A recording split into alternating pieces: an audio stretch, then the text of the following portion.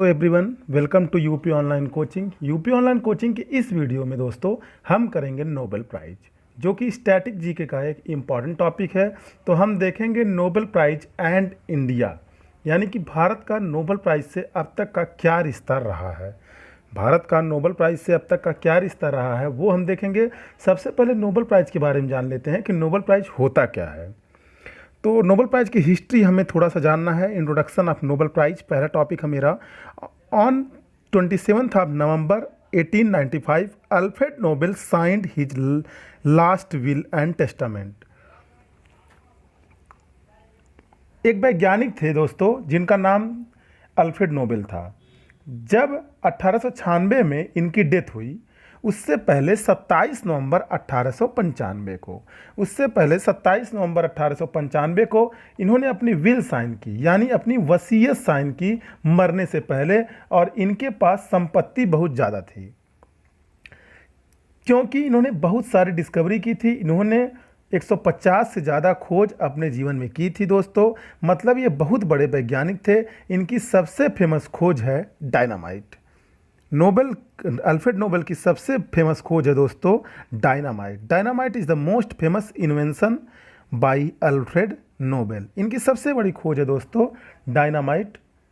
और डायनामाइट की वजह से बहुत सारे सड़कें बनती हैं, कई सारे विस्फोट किए जाते हैं सड़कों को बनाने के लिए। तो अल्फ्रेड नोबेल ने जब अपना वसीयतनामा साइन किया, उन्होंने यह कहा कि वो लोग जो दोस्तों फिजिक्स में, केमिस्ट्री में, फिजियोलॉजी और मेडिसिन में, दोनों एक ही बात है, लिटरेचर एंड पीस में अच्छा काम करेंगे, शांति में, दुनिया में अच्छा काम करेंगे, उनको मैं अपनी संपत्ति देकर जा रहा हूँ। यानी उन्होंने अपनी संपत्ति के पैसों को कुछ स्पेशल पुरस्कार के द्वारा देने की बात कही, और यही पुरस्कार नोबेल प्राइज कहलाया। यही पुरस्कार बाद में चलकर दोस्तों नोबेल प्राइज कहलाया। 1895 में इनका वसीयतनामा साइन हुआ था, 27 नवंबर 1895 को। और 1901 से नोबेल प्राइज दिया जाना स्टार्ट हो गया। 1901 से दोस्तों नोबेल प्राइज दिया जाना स्टार्ट हो गया। 1901 से स्टार्ट हो गया। तो स्वीडन के अल्फ्रेड नोबेल के नाम पर इसका नाम दोस्तों पड़ गया नोबेल प्राइज। तो आप देख सकते हैं कि अल्फ्रेड नोबेल ने अपने वसीयतनामे में इकोनॉमिक्स की बात नहीं की है। इन्होंने फिजिक्स की बात की है, केमिस्ट्री की बात की है, मेडिसिन की बात की है, लिटरेचर की बात की है और पीस की बात की है, लेकिन कहीं भी इन्होंने इकोनॉमिक्स की बात नहीं की है। और एट प्रेजेंट वर्तमान समय में दोस्तों 6 क्षेत्रों में दिया जाता है नोबेल प्राइज। तो जिनकी बात नोबेल ने नहीं की थी, उन्हीं 5 क्षेत्रों में जिनकी बात नोबेल ने की थी, उन्हीं 5 क्षेत्रों में नोबेल प्राइज 1901 से दोस्तों दिया जाने लगा। Prize in chemistry, literature, peace, physics, physiology और medicine were first awarded in 1901। 1901 से दिया जाने लगा। बहुत समय बाद फ्रेंड्स, बहुत समय बाद इन 1968, बहुत लंबे समय के बाद इन 1968 स्वीडन का एक बैंक है जिसका नाम है स्वेरिंग्स रिक्स बैंक। स्वेरिक्स रिक्स बैंक, इस बैंक का नाम है स्वेरिक्स रिक्स बैंक दोस्तों, जो कि स्वीडन का एक सेंट्रल बैंक है जिसका नाम है स्वेरिक्स रिक्स बैंक। ये स्वीडन का सेंट्रल बैंक है। जैसे भारत में आरबीआई हमारा सेंट्रल बैंक है, उसी तरह स्वीडन में स्वेरिक्स रिक्स बैंक है।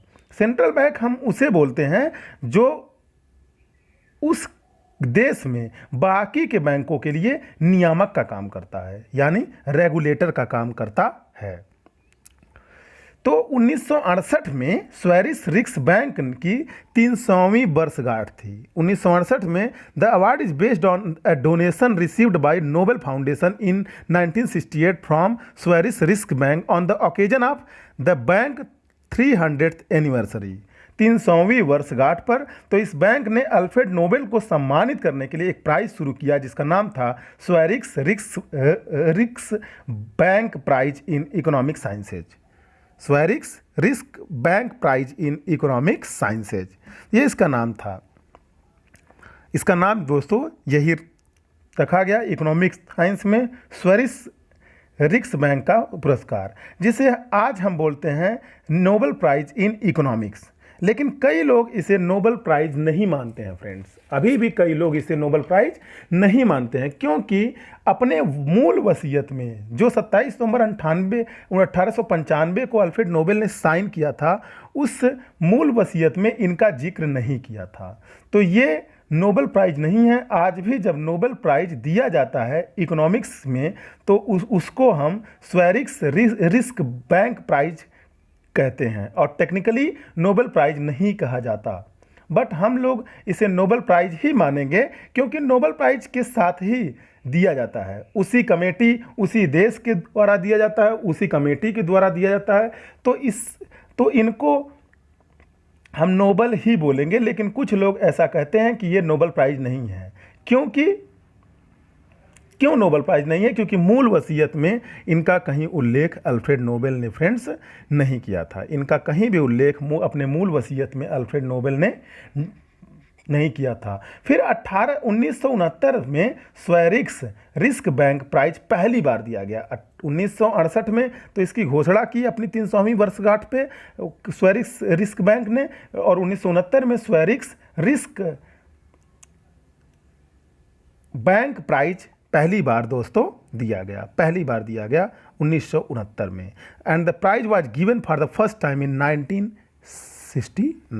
1969 में पहली बार यह पुरस्कार दिया गया फ्रेंड्स। अब हम देखते हैं कुछ संस्थाएं हैं जो ये पुरस्कार देती हैं। रॉयल स्वीडिश, अब पहले इसको जान लीजिए कि ये जो 5 क्षेत्र हैं या 6 क्षेत्रों में नोबेल प्राइज़ दिया जाता है, वह किसके द्वारा दिया जाता है और कौन कौन से संस्थाएं देती हैं, कौन कौन से देश देते हैं दोस्तों। तो इंस्टीट्यूट विच गिव्स प्राइजेज, संस्थान जो पुरस्कार देते हैं। एक संस्थान है दोस्तों कोरोलिंस्का इंस्टीट्यूट।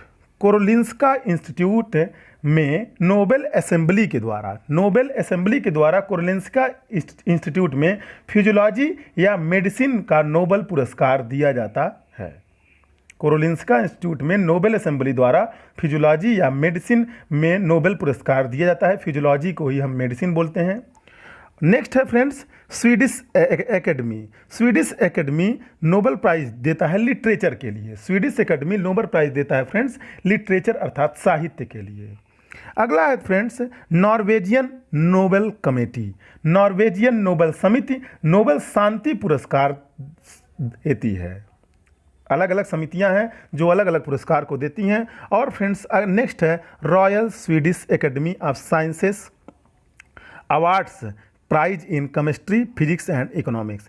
केमिस्ट्री, फिजिक्स और इकोनॉमिक्स में मतलब रसायन शास्त्र, भौतिक शास्त्र और अर्थशास्त्र का Nobel prize Royal Swedish Academy के द्वारा दिया जाता है। तो आपने देखा कि कौन कौन सी संस्थाएं किस पुरस्कार को देती हैं। इन सारी संस्थाओं में फ्रेंड्स कोरोलिंस्का इंस्टीट्यूट नोबेल असेंबली के द्वारा ही देता है, स्वीडिश एकेडमी स्वीडन की है, और रॉयल स्वीडिश एकेडमी भी स्वीडन की है। लेकिन नॉर्वेजियन नोबेल कमेटी यह स्वीडन देश का नहीं है फ्रेंड्स, यह नॉर्वे कंट्री का है। तो उसको हम देखेंगे अभी फ्रेंड्स कि क्यों नॉर्वे के द्वारा यह peace prize Nobel peace prize दिया जाता है। बाकी सारे अवार्ड जो 5 अवार्ड हैं वो सारे अवार्ड किसके द्वारा दिए जाते हैं? स्वीडन कंट्री के द्वारा और स्वीडन देश के अलग अलग संस्थाओं के द्वारा दिए जाते हैं। जो कमेटी बनाई गई है उसके द्वारा दिए जाते हैं। जो पुरस्कार समारोह होता है फ्रेंड्स, पुरस्कार समारोह द प्राइज सेरेमनी पुरस्कार समारोह जो होता है स्टॉकहोम स्वीडन में सालाना आयोजित किया जाता है। स्टॉकहोम स्वीडन की राजधानी है। स्वीडन की राजधानी स्टॉकहोम में सालाना आयोजित किया जाता है, केवल एक पुरस्कार को छोड़कर, जिसे नॉर्वेजियन कमेटी देती है, शांति का पुरस्कार, शांति का नोबेल पुरस्कार समारोह नॉर्वे की कैपिटल ओस्लो में आयोजित किया जाता है इस समारोह को, क्योंकि इसे नॉर्वेजियन कमेटी के द्वारा दिया जाता है। अब हम देखते हैं नोबेल प्राइज में क्या मिलता है। नोबेल प्राइज में फ्रेंड्स क्या क्या दिया जाता है तो आपको स्क्रीन पर दिखाई दे रहा है। Each receipt receive a gold medal, a diploma कुछ नहीं होता है, एक सर्टिफिकेट टाइप से होता है जिस पर उनकी उपलब्धियों के बारे में लिखा होता है और किस लिए दिया गया ये भी इस पर लिखा होता है। तो प्रत्येक प्राप्तकर्ता को एक स्वर्ण पदक, एक डिप्लोमा और कुछ पैसा मिलता है जो नोबल फाउंडेशन द्वारा तय किया जाता है। एक बात और को आपको और बता दूं, इंटरेस्टिंग फैक्ट्स है, 1980 से पहले जो गोल्ड मेडल दिए जाते थे वो 23 कैरेट 23 कैरेट सोने के बने होते थे। लेकिन 1980 के बाद फ्रेंड्स, 1980 के बाद 18 कैरेट हरे सोने का मेडल प्रदान किया जाता था। अंतर यह रहता था कि इस पर 24 कैरेट सोने का कोटिंग की हुई होती थी, मतलब लेप चढ़ाया गया होता है 1980 के बाद। लेकिन 1980 के पहले 23 कैरेट सोने का दिया जाता है। कुछ फैक्ट और है नोबेल से रिलेटेड, जैसे नोबेल पुरस्कार मरणोपरांत पास्थुमसली नहीं दिया जाता है। नोबेल प्राइज फ्रेंड्स पास्थुमसली नहीं दिया जाता है, अर्थात मरणोपरांत नहीं दिया जाता है। लेकिन अगर घोषणा के बाद और पुरस्कार पाने के पहले किसी व्यक्ति की मृत्यु हो गई, पुरस्कार समारोह 10 दिसंबर को होता है, लेकिन दोस्त घोषणा अक्टूबर नवंबर में ही कर दी जाती है। अब घोषणा कर दी गई है और पुरस्कार समारोह के पहले ही उस व्यक्ति की मृत्यु हो जाती है, तब उसको यह पुरस्कार दिया जाएगा। लेकिन उसे जीवित ही कंसीडर किया जाएगा, मृतक कंसीडर नहीं किया जाएगा, क्योंकि जिस टाइम उसके नाम की घोषणा हुई उस व्यक्ति के, उस टाइम पर वह व्यक्ति जीवित था। हालांकि 2 बार ऐसा हुआ है फ्रेंड्स कि मरणोपरांत पास्थुमसली भी यह पुरस्कार दिया गया है, लेकिन अब यह स्ट्रिक्ट प्रैक्टिस है कि अब मरणोपरांत नहीं दिया जा सकता है, नहीं देते हैं। एक बात और, 3 से अधिक व्यक्तियों के बीच एक पुरस्कार साझा नहीं किया जा सकता है। जैसे आप देखते होंगे फिजिक्स के क्षेत्र में 3 को मिला, 4 को नहीं दे सकते हैं किसी एक पुरस्कार को। केमिस्ट्री के क्षेत्र में 3 को मिला, 4 को नहीं दे सकते हैं। हालांकि 3 से अधिक लोगों के संगठनों को नोबेल शांति पुरस्कार दिया जा सकता है। नोबेल पीस प्राइज 3 से अधिक लोगों के संगठनों को दिया जा सकता है। तो सबसे ज़्यादा बार अब तक नोबेल पुरस्कार मिला है रेड क्रॉस, एक संस्था है दोस्तों, रेड क्रॉस को 3 बार मिला है और वह भी नोबेल पीस प्राइज मिला है। हालांकि रेड क्रॉस में केवल एक ही या 3 व्यक्ति नहीं है, उसमें हजारों व्यक्ति हैं। संस्था को दिया जा सकता है, बस संस्था अकेली होनी चाहिए, लेकिन 3 से अधिक व्यक्तियों को इंडिविजुअल नहीं दिया जा सकता है। एक कंसेप्ट और आता है दोस्तों, why a Norwegian committee for the Nobel peace prize. Nobel शांति पुरस्कार के लिए नॉर्वे की समिति ही क्यों, नॉर्वे कंट्री में क्यों नोबेल प्राइज दिया जाता है? मैं आपको बतला दूं, all Nobel prize are awarded in Stockholm. सारे नोबेल प्राइज स्टॉकहोम में दिए जाते हैं, स्वीडन, जो कि स्वीडन की कैपिटल है, except for the Nobel peace prize, Nobel peace prize को छोड़कर, which is awarded in Oslo Norway. Oslo में जिसका अवार्ड सेरेमनी होता है, जो कि नॉर्वे की कैपिटल है। नोबेल शांति पुरस्कार के अलावा स्टॉकहोम स्वीडन में सभी नोबेल पुरस्कार प्रदान किए जाते हैं। नोबेल शांति पुरस्कार नॉर्वे की राजधानी ओस्लो में इसका समारोह आयोजित किया जाता है। नोबेल जब इसका रीजन दोस्तों, एक्चुअल फैक्ट ये है, जब अल्फ्रेड नोबेल जीवित थे, 1896 में अल्फ्रेड नोबेल की मृत्यु हुई, 1895 में इन्होंने अपनी वसीयतनामा लिखी थी। 1896 में जब ये जीवित थे, उस टाइम तक स्वीडन और नॉर्वे एक देश हुआ करते थे। 1905 में नॉर्वे और स्वीडन का बंटवारा हुआ था और 1905 में नॉर्वे एक स्वतंत्र देश बन गया। लेकिन जब ये अपना वसीयतनामा विल लिख रहे थे, अल्फ्रेड नोबेल जब अपना विल साइन कर रहे थे फ्रेंड्स, जब अपना विल अल्फ्रेड नोबेल साइन कर रहे थे, उस टाइम की मैं बात बतलाता हूँ। उस टाइम दोनों देश एक थे और उसी में जैसे प्रदेश हमारे देश में होते हैं, वैसे ही उसमें कुछ एरिया में बटा हुआ था। तो नोबेल के संस्थापक अल्फ्रेड नोबेल एक स्वीडिश कॉस्मोपॉलिटन थे। अपनी विल में उन्होंने घोषणा की थी कि नोबेल शांति पुरस्कार को नॉर्वे की एक समिति द्वारा प्रदान किया जाना चाहिए। हालांकि जब उन्होंने घोषणा की थी अपनी विल में, तो उनको ये नहीं मालूम था कि आगे चलकर ये इस देश का बंटवारा हो जाएगा, नहीं तो उनकी विल कुछ और भी हो सकती थी। खैर, ये तो भविष्य के गर्त की बातें हैं कि ऐसा हुआ होता तो ऐसा होता, अब ऐसा है तो ऐसा, अब जैसा है वैसा ही हमें पढ़ना है। अब फ्रेंड्स, आपको रीजन पता चल गया होगा कि क्यों नॉर्वे समिति के द्वारा यह नोबेल पीस प्राइज दिया जाता है, क्योंकि नॉर्वेजियन कमेटी के द्वारा, क्योंकि ऐसी इच्छा थी अल्फ्रेड नोबेल की। अब भारत पर आने से पहले मैं आपको कुछ तथ्य बताना चाहूँगा जो कि आपके लिए आवश्यक हैं, जैसे youngest winner of Nobel prize, सबसे कम उम्र की नोबेल प्राइज की विजेता कौन है किसी भी फील्ड में। 6 क्षेत्रों में दिए जाते हैं, किसी भी फील्ड में, physics, chemistry, physiology, literature, peace और इकोनॉमिक्स, किसी भी फील्ड में सबसे कम उम्र की विजेता कौन है? तो इनका नाम है दोस्तों मलाला यूसुफजई, पाकिस्तान की हैं। जब इनको दिया गया था तो इनकी उम्र थी 17 साल और इन नोबेल का शांति पुरस्कार मिला था वर्ष 2014 में। सबसे उम्र दराज ओल्डेस्ट विनर हैं किसी भी फील्ड में आप ले लीजिए, हालांकि इनको रसायन विज्ञान के क्षेत्र में मिला था, केमिस्ट्री के क्षेत्र में। सबसे उम्र दराज वे व्यक्ति हैं जॉन बी गुडएनफ, जॉन बी गुडएनफ जिन्हें अब तक नोबेल प्राइज मिला है। अब हम youngest winner in each field देखेंगे कि प्रत्येक फील्ड में यंगेस्ट विनर कौन है। प्रत्येक फील्ड में यहाँ पर आपको स्क्रीन पर दिखाई दे रहा होगा कि मलाला यूसुफजई जो 17 वर्षीय हैं, सारे फील्ड्स में भी टॉप पे हैं, यंगेस्ट में अगर हम कंपेयर करें। तो सबसे पहले देखते हैं फिजिक्स में। फिजिक्स में मिला है दोस्तों William Lawrence Bragg, William Lawrence Bragg. इनको मिला 1915 में फिजिक्स के क्षेत्र में, भौतिकी के क्षेत्र में। जिस टाइम इनको यह पुरस्कार मिला इनकी एज थी दोस्तों 25 साल। जिस टाइम इनको यह पुरस्कार मिला इनकी एज थी 25 साल। नेक्स्ट है दोस्तों केमिस्ट्री के फील्ड में। केमिस्ट्री के फील्ड में मिला है फ्रेडरिक जोलियोट को 1935 में। जिस टाइम इनको यह पुरस्कार मिला इनकी एज थी 35 ईयर। अब नेक्स्ट है दो फ्रेंड्स फिजियोलॉजी और मेडिसिन में फ्रेडरिक बेंटिंग को मिला है फिजियोलॉजी में 1923 में, 1923 में। उस टाइम ये मात्र 32 वर्ष के थे फ्रेंड्स। अगला है रुडयार्ड क्रिपलिंग को लिटरेचर के लिए मिला है 1907 में। सबसे कम उम्र लिटरेचर में सबसे कम उम्र के व्यक्ति हैं ये जिन्हें नोबेल प्राइज़ मिला है। 41 साल की उम्र में इनको नोबेल प्राइज़ मिला। इन्होंने जंगल बुक लिखी थी, जंगल बुक पुस्तक के लिए ही इनको रुडयार्ड क्रिपलिंग को मिला है नोबेल प्राइज़ इन लिटरेचर, साहित्य में। अब अगला है दोस्तों मलाला यूसुफजई जिनको पीस के क्षेत्र में मिला। जब इनको मिला 2014 में इनकी एज थी मात्र 17 वर्ष। इकोनॉमिक साइंसेस जिसका ओरिजिनल नाम मैं आपको बतला चुका हूँ, Sveriges Riksbank prize in economic sciences. Sveriges Riksbank prize बोल लीजिए आप, हम टेक्निकली तो यही बोल सकते हैं, लेकिन चूंकि अब इसे नोबेल प्राइज इन इकोनॉमिक्स के नाम से ये फेमस हो गया है, इसलिए हम इसको इसी प्रकार से पढ़ेंगे। अब इकोनॉमिक साइंस में मिला है दोस्तों एस्थर डफलो को।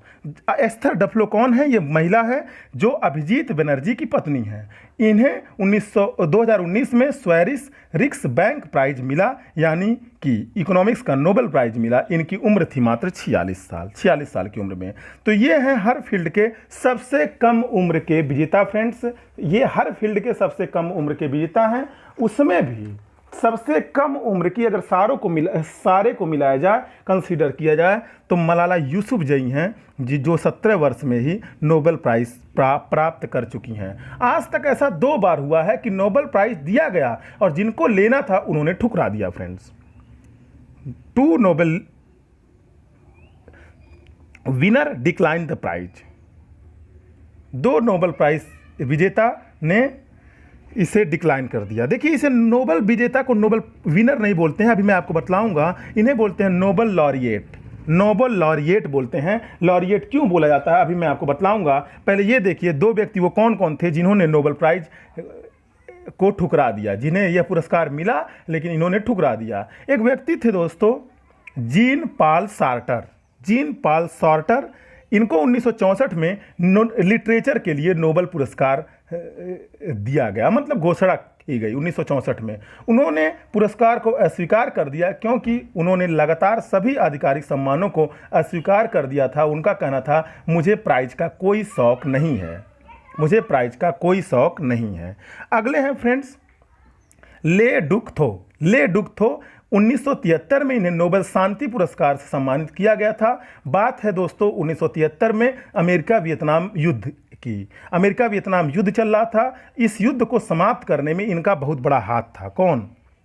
ले डुक थो। अकेले इनको नहीं मिला था फ्रेंड्स, इनके साथ अमेरिकी विदेश सचिव, सेक्रेटरी ऑफ स्टेट, अमेरिका में सेक्रेटरी ऑफ स्टेट को विदेश सचिव बोलते हैं, सेक्रेटरी ऑफ स्टेट को। तो विदेश सचिव थे उस टाइम अमेरिका के हेनरी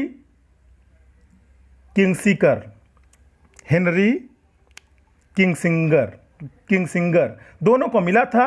वियतनाम शांति समझौते पर बातचीत करने के लिए इन दोनों को यह पुरस्कार दिया गया। ये वो समय था जब अमेरिका वियतनाम युद्ध हुआ था। अमेरिका की सेनाएं वियतनाम में परास्त हुई थी, ऐसा लोग कहते हैं फ्रेंड्स, क्योंकि अमेरिका वहाँ पर जीत नहीं पाई थी, तो लोगों का यही मानना है कि वहाँ उसकी सेनाएं यहाँ पर परास्त हुई थी। ले डुक थो ने कहा कि वियतनाम में अभी उतनी शांति नहीं हुई है जितनी मैं चाहता हूँ, इसलिए मैं इस पुरस्कार को नहीं लूँगा। हालांकि सचिव हेनरी किंगसिंगर ने इस पुरस्कार को लेने से मना नहीं किया था। तो ये दो व्यक्ति थे हिस्ट्री में जिन्हें नोबेल प्राइज़ मिला और इन्होंने ठुकरा दिया। अब आते हैं, थोड़ी सी बात हम करते हैं multiple times winner of Nobel prize. वो व्यक्ति जिन्हें नोबेल प्राइज़ कई बार मिल चुका है। कई बार मतलब एक से अधिक बार मिला, किसी को 2 बार मिलेगा, किसी को 3 बार मिलेगा, किसी को 4 बार मिलेगा, ऐसी बात है। तो फ्रेंड्स, एक संस्था है रेड क्रॉस, यहाँ पर स्क्रीन पर आपको दिखाई दे रहा होगा। एक संस्था है रेड क्रॉस की अंतर्राष्ट्रीय समिति के कार्य को 3 बार नोबेल का शांति पुरस्कार दिया गया है। रेड क्रॉस ने संगठन के तौर पर 3 बार नोबेल पीस प्राइज जीता है। फ्रेंड्स, आपको मैंने पहले ही बतलाया, संगठन को नोबेल पीस प्राइज दिया जाता है, और किसी क्षेत्र में संगठन को दिया जाए या मत दिया जाए, लेकिन पीस के क्षेत्र में, शांति के क्षेत्र में संगठन को भी नोबेल पीस प्राइज दिया जाता है। इसके अलावा ICRC means international committee of red cross, जिसको बोलते हैं ICRC को international committee of red cross बोलते हैं, के संस्थापक हेनरी डूनेट को 1901 में पहला नोबेल का शांति पुरस्कार दिया गया था। पहली बार 1901 से ही नोबेल पुरस्कार दिए गए। उस 1901 वाले नोबेल के पुरस्कारों में 5 पुरस्कार दिए गए थे। शांति का नोबेल पुरस्कार रेड क्रॉस के संस्थापक हेनरी डूनेट को दिया गया था। और आप जानते हैं कि प्रत्येक वर्ष फ्रेंड्स 8 मई को हम रेड क्रॉस दिवस के रूप में सेलिब्रेट करते हैं। यह तिथि हेनरी डूनेट का जन्मदिन है। यह तिथि हेनरी डूनेट का जन्मदिन है। एक व्यक्ति थे दोस्तों, उनका नाम है Linus Pauling. Linus Pauling friends एकमात्र ऐसे व्यक्ति हैं जिन्होंने 2 बार नोबेल पुरस्कार जीता और दोनों बार किसी के साथ शेयर नहीं किया। ध्यान दीजिएगा आप, 2 बार नोबेल पुरस्कार कई लोगों ने जीता है, लेकिन लिनस पॉलिंग एकमात्र ऐसे व्यक्ति हैं जिन्होंने 2 बार जीता और किसी के साथ शेयर नहीं किया है। ये वर्ड आप ध्यान रखें। Only person to have been awarded two unshared Nobel prize. Unshared Nobel prize means Nobel prize 2 लोगों को भी मिल जाता है, एक साथ 3 लोगों को भी मिल जाता है। तो लिनस पॉलिंग एकमात्र ऐसे व्यक्ति हैं जिन्होंने 2 बार नोबेल प्राइज जीता और दोनों बार किसी के साथ शेयर नहीं किया। एक बार इनको मिला था रसायन विज्ञान के क्षेत्र में 1954 में, रसायन विज्ञान के क्षेत्र में 1954 में, और दूसरी बार इन्हें 1962 में नोबेल का शांति पुरस्कार मिला था। यह भी एक अलग बात है, इन्होंने दोनों बार अलग अलग फील्ड में जीता और अकेले जीता और किसी के साथ शेयर नहीं किया। अगली हैं दोस्तों madam Marie Curie. Madam Marie Curie यह नोबेल जीतने वाली पहली महिला है। प्रथम, आपसे कोई पूछे नोबेल पुरस्कार विजेता प्रथम महिला कौन है, तो मैडम मैरी क्यूरी जिनको 1903 में अपने पति पियरे क्यूरी के साथ भौतिकी में नोबेल पुरस्कार मिला था। तो यहाँ पर मैडम मैरी क्यूरी को भी 2 बार नोबेल प्राइज मिल चुका है फ्रेंड्स, एक बार फिजिक्स में, एक बार केमिस्ट्री में, अलग अलग फील्ड में, लेकिन इन्होंने अपने हस्बैंड के साथ शेयर किया है, अपने हस्बैंड के साथ भौतिकी वाला शेयर किया है। और एक बात और जान लीजिए, क्यूरी अकेली महिला भी हैं जिन्हें 1 से ज़्यादा नोबेल पुरस्कार मिला है। अब तक के इतिहास में मैडम मैरी क्यूरी एकमात्र अकेली ऐसी महिला है जिन्हें 1 से ज़्यादा बार नोबेल पुरस्कार मिला है। यह भी आप नोट कर लीजिएगा। 1911 में उन्हें रसायन विज्ञान के क्षेत्र में भी नोबेल पुरस्कार मिला। 1911 में मैडम मैरी क्यूरी को रसायन विज्ञान के क्षेत्र में, और 1903 में अपने हस्बैंड पियरे क्यूरी के साथ इनको फिजिक्स के क्षेत्र में नोबेल प्राइज मिला था। लेकिन ये जो लिनस पॉलिंग है, is the only person to have been awarded 2 unshared Nobel prize, first in 1954 in chemistry and second in 1962 in peace. अब फ्रेंड्स, ये तो रहा कुछ फैक्ट। अब हम देखते हैं कि कितने व्यक्ति हैं। अभी तक 6 व्यक्ति या संस्थाएं ऐसी हैं जिनको 1 से अधिक बार नोबेल प्राइज मिल चुका है। उसमें से मैडम क्यूरी और लिनस पॉलिंग को मैं आपको बतला चुका हूँ, रेड क्रॉस को भी बतला चुका हूँ। एक बार फिर से देखते हैं। जे बार्डेन इनको नोबेल प्राइज़ 2 बार मिला, एक बार फिजिक्स के क्षेत्र में, एक बार केमिस्ट्री के क्षेत्र में। 1956 में मिला था फिजिक्स का और 1972 में मिला था केमिस्ट्री का। लेकिन ये लिनस पॉलिंग से अलग नहीं है, अलग है, क्योंकि लिनस पॉलिंग ने किसी के साथ शेयर नहीं किया था, जे बार्डेन ने शेयर किया था। 2 बार लेकिन एक ही चीज़ के लिए मिला था, ये भी ध्यान दीजिए। इनको जे बार्डेन को एक ही चीज़ के लिए फ्रेंड्स मिला था, फिजिक्स के लिए। यहाँ पर मिसप्रिंट है जे बार्डेन वाले में, यहाँ फिजिक्स है और यहाँ केमिस्ट्री लिखा गया है, लेकिन ये दोनों बार ये फिजिक्स के लिए इन्हें नोबेल प्राइज मिला था, जे बार्डेन। यहाँ पर मिसप्रिंट है, इसे आप सुधार लीजिएगा, यहाँ पर फिजिक्स होगा। नेक्स्ट है फ्रेंड मैडम मैरी क्यूरी। इन्हें फिजिक्स और केमिस्ट्री के लिए 2 बार मिला। इन्होंने फिजिक्स वाला अपने पति के साथ शेयर किया था, केमिस्ट्री वाला इन्हें अकेले मिला था। तो ये अनशेयर्ड 2 नोबेल प्राइज विनर ये भी नहीं होंगी। अब तीसरा है दोस्तों लिनस पॉलिंग। इन्हें केमिस्ट्री और पीस के लिए मिला। 1954 में केमिस्ट्री के लिए मिला और 1962 में पीस के लिए मिला। दोनों बार इन्होंने किसी के साथ शेयर नहीं किया। सबसे ज़्यादा बार नोबेल पुरस्कार रेड क्रॉस को मिला है और 3 बार। अभी तक किसी को भी 3 बार नहीं मिला है, केवल रेड क्रॉस को छोड़कर। और जितने आप देख रहे हैं सभी लोगों को 2 बार मिला है। बस यहाँ पर एक चीज़ सुधार कर लीजिए, आप जे बार्डेन को फिजिक्स के क्षेत्र में दोनों बार फिजिक्स के क्षेत्र में मिला था। अब नेक्स्ट है फ्रेंड यह एफ सांगैर को केमिस्ट्री के लिए 2 बार मिला, 1958 में और 1980 में, लेकिन यह भी अनशेयर नहीं था, यह भी शेयर किया गया था। और 5वां है ICRC international committee of red cross. इस संस्था को 3 बार नोबेल प्राइज मिल चुका है। आपसे कोई पूछे सबसे ज़्यादा बार नोबेल प्राइज जीतने वाली संस्था का नाम बताइए। व्यक्तियों में तो काफ़ी लोग हैं, 4 लोगों का नाम मैंने आपको बता दिया, 1 2 3 4 लोग 2 बार नोबेल प्राइज जीत चुके हैं। लेकिन सबसे ज़्यादा 3 बार अभी तक किसी ने नहीं जीता, किसी व्यक्ति ने नहीं जीता है, केवल रेड क्रॉस को छोड़ के। तो यह एक संस्था है जिसकी स्थापना आपको मैंने बतला दिया, हेनरी डूनेट ने किया था रेड क्रॉस का। और इन्हीं के जन्मदिन के उपलक्ष्य में हम 8 मई को रेड क्रॉस दिवस, विश्व रेड क्रॉस दिवस मनाते हैं। नेक्स्ट है दोस्तों UNHCR United nation high commissioner for refugee. शरणार्थियों के लिए यूनाइटेड नेशन की एजेंसी है। इसे भी 2 बार नोबेल प्राइज मिला और दोनों बार पीस के लिए मिला, 1954 में और 1981 में। अब मैंने एक वर्ड यूज किया था कि नोबेल विनर को हम नोबेल विनर नहीं कहते हैं, नोबेल विनर को हम कहते हैं laureates. Why are the individual and organization awarded a Nobel Prize called Nobel Laureates, not Nobel winner? व्यक्ति और संगठनों को नोबेल पुरस्कार से सम्मानित नोबेल लॉरिएट क्यों बुलाया जाता है? क्यों हम नोबेल विजेता नहीं बुलाते हैं? इसका रीजन है दोस्तों, नोबेल पुरस्कार विजेता को हम नोबेल विनर नहीं नोबेल लॉरिएट कहते हैं। केवल रट लीजिए तब भी आपका काम चल जाएगा। फिर भी मैं थोड़ा सा समझाने का प्रयास कर रहा हूँ। ग्रीक माइथोलॉजी में, यूनानी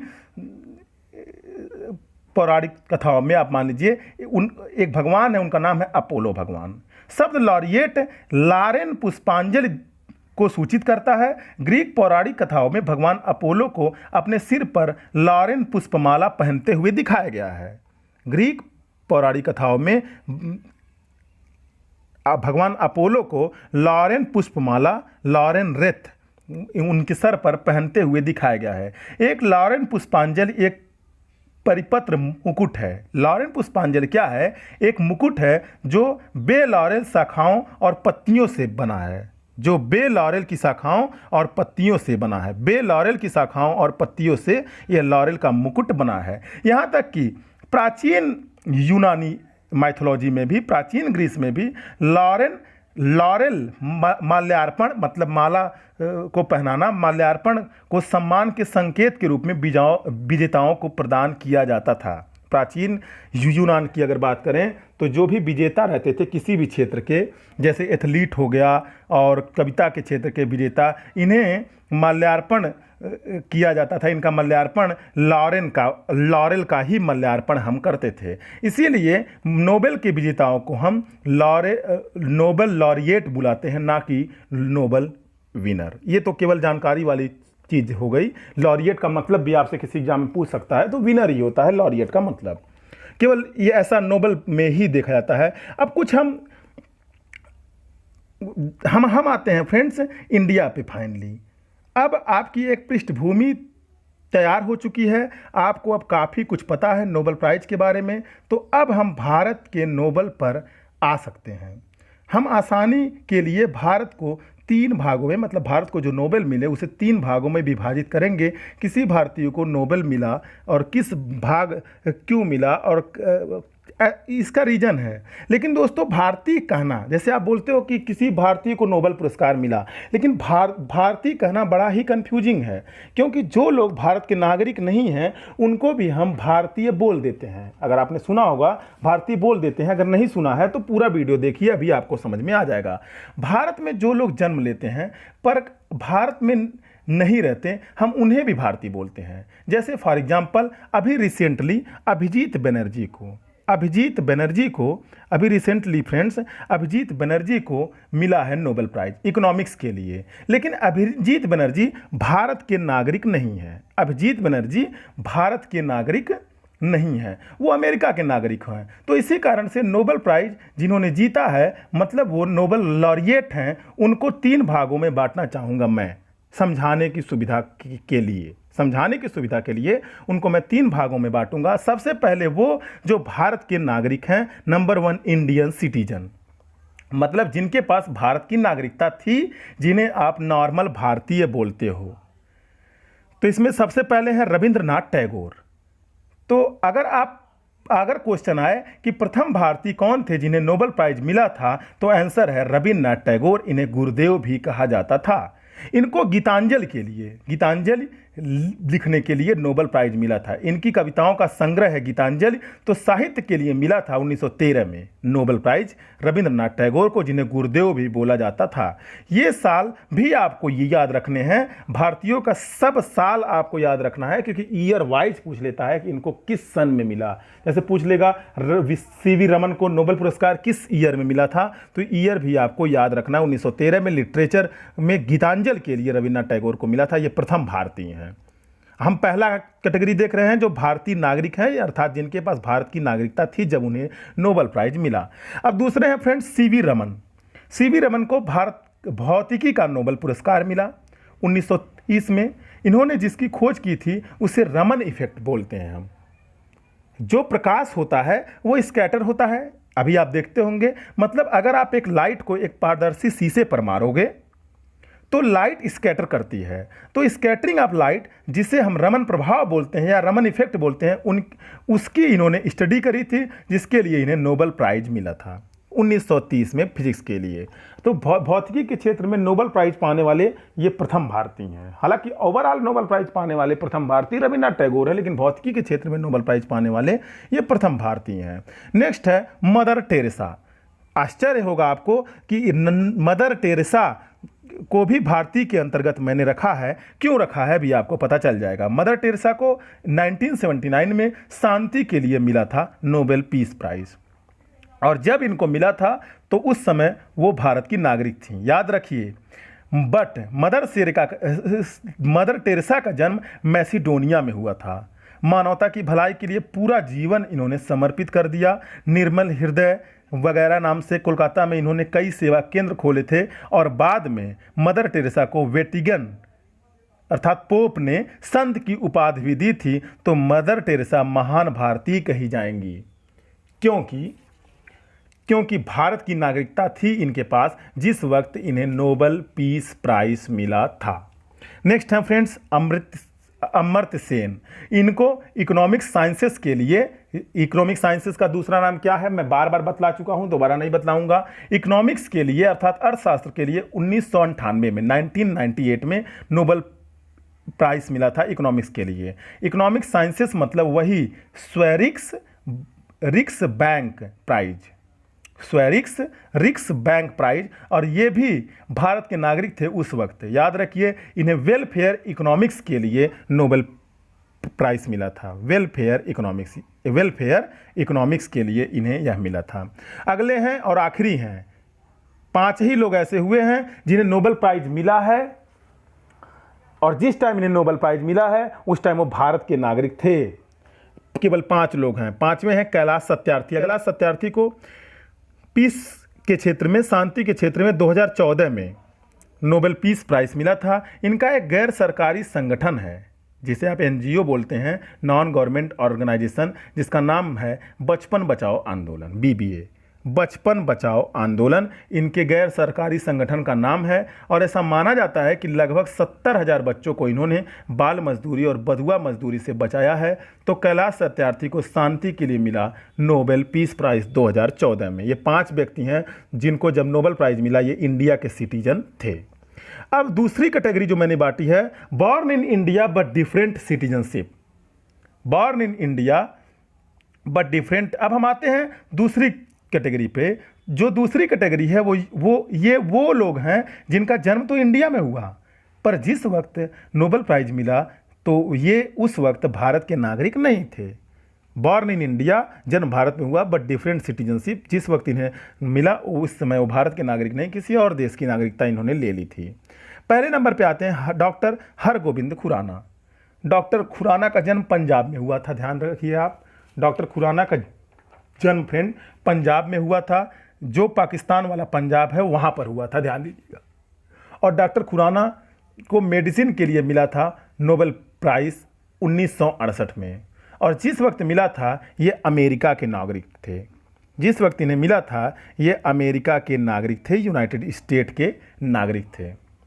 इन्होंने जेनेटिक कोड का इंटरप्रिटेशन किया था, जेनेटिक कोड का इंटरप्रिटेशन किया था डॉक्टर हरगोविंद खुराना ने, और बताया था कि प्रोटीन जो बनता है हमारे शरीर में तो वो जेनेटिक कोड से बनता है, और वो किस तरीके से बनता है और कौन सा कार्य करता है, इन चीज़ों को इन्होंने बतलाया था। इसके लिए इन्हें नोबेल प्राइज़ मिला था मेडिसिन के लिए 1968 में। नेक्स्ट है फ्रेंड सुब्रमण्यम चंद्रशेखर। सुब्रमण्यम चंद्रशेखर, इन्हें फिजिक्स के लिए 1983 में, भौतिकी के लिए मिला था नोबेल प्राइज़। जन्म भारत में हुआ था, बट जब इनको यह प्राइज़ मिला था ये अमेरिका के नागरिक थे। इन्होंने ये बताया था कि थियोरेटिकल फिजिक्स, मतलब कि आसमान में जो सितारे हैं, स्टार्स हैं, उनका इवैल्यूएशन या एवोल्यूशन कैसे हुआ है, इवोल्यूशन कैसे हुआ है और उनका स्ट्रक्चर क्या है, यानी जो स्टार्स हैं वो किस चीज़ के बने होते हैं और कैसे बने होते हैं, इन दोनों बातों को बहुत ही डिटेल में बताया था सुब्रमण्यम चंद्रशेखर ने। सुब्रमण्यम चंद्रशेखर ने इन दोनों चीज़ों को बहुत ही डिटेल में बतलाया था। इसके लिए इन्हें 1983 में मिला था नोबेल प्राइज़। तो भौतिकी के क्षेत्र में ये दूसरे व्यक्ति थे जिन्हें नोबेल प्राइज़ मिला था भौतिकी के क्षेत्र में। अब अगले हैं फ्रेंड्स वेंकटरमन रामाकृष्णन। वेंकटरमन रामाकृष्णन, इन्हें केमिस्ट्री के लिए 2009 में मिला था। जब मिला था तब ये दो देशों के नागरिक थे, अमेरिका और Britain, United kingdom and United state, दो देशों के नागरिक थे। इनका जन्म तमिलनाडु में हुआ था, बाद में ये दूसरे देश चले गए थे। हमारी कोशिकाओं में राइबोसोम होते हैं, राइबोसोम प्रोटीन बनाते हैं। हमारी कोशिकाओं में राइबोसोम होते हैं, राइबोसोम प्रोटीन बनाते हैं। तो राइबोसोम कैसे काम करते हैं, उनका फंक्शन क्या है, राइबोसोम दिखते कैसे हैं, मतलब राइबोसोम की मैक्रो मॉलिक्यूलर क्रिस्टलोग्राफी पर कार्य इन्होंने किया था। इसके लिए इन्हें केमिस्ट्री का नोबेल प्राइज़ मिला था। इसके लिए इन्हें केमिस्ट्री का नोबेल प्राइज़ मिला था। इनका जन्म तमिलनाडु में हुआ था। लास्ट हैं इस कैटेगरी के जिनका जन्म भारत में हुआ, लेकिन जब इन्हें नोबेल प्राइज़ मिला तो ये भारत के नागरिक नहीं थे, किसी और देश के नागरिक थे। ये दूसरी कैटेगरी है। पहली कैटेगरी हमारी थी जो भारत के नागरिक थे, ऐसे 5 व्यक्ति थे। दूसरी कैटेगरी में ऐसे 4 व्यक्ति हैं। अभिजीत बनर्जी, अभी हाल ही में 2019 में इन्हें मिला है इकोनॉमिक्स के लिए नोबेल प्राइज़। ये अमेरिका के नागरिक हैं, वर्तमान समय में भारत के नागरिक नहीं हैं।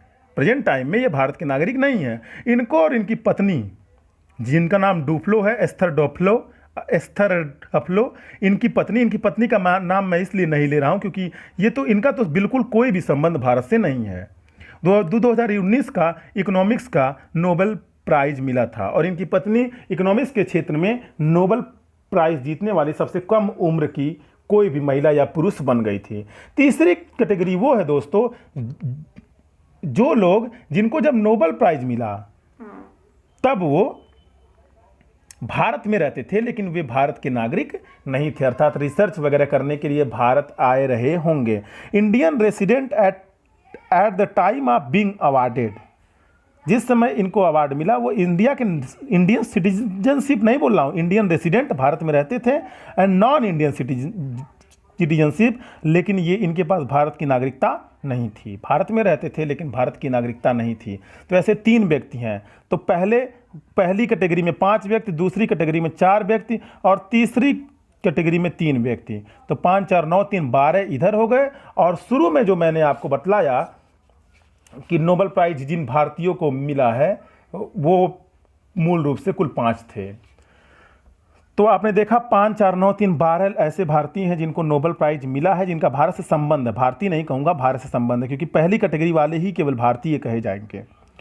तो पहले हैं फ्रेंड्स रोनाल्ड रॉस, गैर भारतीय नागरिक, नॉन इंडियन सिटीजनशिप थी इनके पास भी, मतलब रहते भारत में थे लेकिन भारत के नागरिक नहीं थे। सम्मानित होते समय भारत के निवासी थे लेकिन गैर भारतीय नागरिकता थी इनके पास। रोनाल्ड रॉस काफ़ी फेमस हैं। इन्हें मेडिसिन के लिए 1902 में मिला था। और किस लिए मिला था? For his work on malaria पे इन्होंने काफ़ी काम किया था। इन्होंने ही बतलाया था कि मलेरिया के ऊपर एक पैरासाइट होता है। इन सब में हम नहीं जाएंगे, बस मलेरिया पे वर्क के कारण इनको मिला था। और जिस टाइम इनको मिला, ये यूनाइटेड किंगडम के थे। रोनाल्ड रॉस कहाँ के थे दोस्तों? यूनाइटेड किंगडम के। इनको फिजियोलॉजी और मेडिसिन दोनों एक ही चीज़ है, फिजियोलॉजी और मेडिसिन 1902 में मिला था। ये भारत में उस टाइम रिसर्च कर रहे थे जब इनको नोबेल प्राइज़ मिला था मेडिसिन के लिए। दूसरे हैं रुडयार्ड किपलिंग, जिन्होंने जंगल बुक नामक बुक लिखी थी, जंगल बुक नामक किताब लिखी थी। और ये लिटरेचर के क्षेत्र में नोबेल प्राइज़ पाने वाले सबसे कम उम्र के पुरुष हैं। मैं आपको इस वीडियो में पहले ही बतला चुका हूँ रुडयार्ड किपलिंग। तो इन्हें साहित्य का नोबेल पुरस्कार सबसे कम उम्र में मिला था। इन्होंने जंगल बुक किताब लिखी थी और जंगल बुक किताब लिखने की इंस्पायरेशन, प्रेरणा इनको मिली थी पेंच नेशनल पार्क जो कि मध्य प्रदेश में है। पेंच नेशनल पार्क जो कि मध्य प्रदेश में है, उसी नेशनल पार्क से इन्हें प्रेरणा मिली थी और इन्होंने जंगल बुक किताब लिखी थी। 1907 में इन्हें नोबेल प्राइज़ मिला था लिटरेचर के लिए। अगले और आखिरी हैं फ्रेंड्स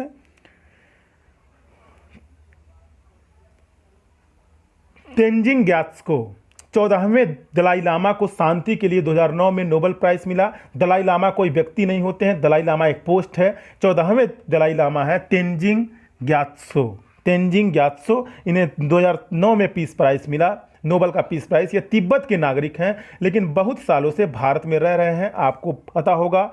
और नोबेल प्राइज़ के बारे में एक चीज़ और जान लीजिए, नोबेल पुरस्कार सम्मान समारोह 10 दिसंबर को अल्फ्रेड नोबेल की मृत्यु की सालगिरह के उपलक्ष्य में स्वीडन की राजधानी स्टॉकहोम में और नॉर्वे की राजधानी ओस्लो में आयोजित किए जाते हैं। अर्थात 10 दिसंबर को ही 6 पुरस्कार दिए जाते हैं, जिसमें से पीस वाला नॉर्वे की राजधानी ओस्लो में, और 10 दिसंबर को बाकी 5 पुरस्कार दिए जाते हैं। लेकिन नवंबर, और इनकी घोषणा जो है नवंबर अक्टूबर में ही कर दी जाती है। तो फ्रेंड्स ये था हमारा complete coverage on Nobel prize and India, मतलब भारत और उसका नोबेल पुरस्कारों से संबंध। अब जो वीडियो हम बनाएंगे वो नोबेल पुरस्कार के ऊपर एक अलग से बनाएंगे, जिसमें सारे पुरस्कार को हम कवर कर देंगे, सारे अवार्ड्स को। अब चूंकि ये नोबेल प्राइज दुनिया का सबसे प्रतिष्ठित अवार्ड है, इसलिए मैंने इसका एक अलग से वीडियो बनाया। और काफ़ी क्वेश्चन एग्जाम में फ्रिक्वेंटली पूछ लिए जाते हैं इस टॉपिक से। तो दोस्तों, अगर वीडियो आपको पसंद आया हो तो वीडियो को लाइक कर दीजिएगा, चैनल को सब्सक्राइब कर दीजिएगा, बेल आइकन भी दबा दीजिएगा ताकि लेटेस्ट नोटिफिकेशन आप तक पहुंचते रहें।